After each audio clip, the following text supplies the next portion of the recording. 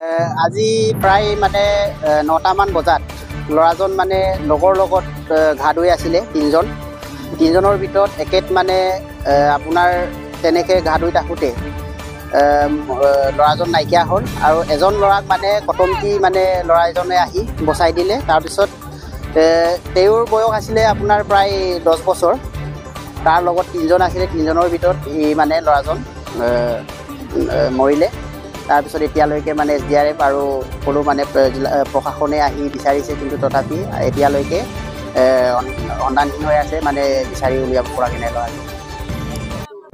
আজি প্ৰায় মানে ৯টামান বজাত ল'ৰাজন মানে লগৰ লগত ঘা ধুই আছিলে তিনিজনৰ ভিতৰত একেত মানে আপোনাৰ তেনেকৈ ঘা ধুই থাকোঁতে ল'ৰাজন নাইকিয়া হ'ল আৰু এজন ল'ৰাক মানে কটমটি মানে ল'ৰা এজনে আহি বচাই দিলে। তাৰপিছত তেওঁৰ বয়স আছিলে আপোনাৰ প্ৰায় 10 বছৰ। তাৰ লগত তিনিজন আছিলে, তিনিজনৰ ভিতৰত ই মানে ল'ৰাজন মৰিলে।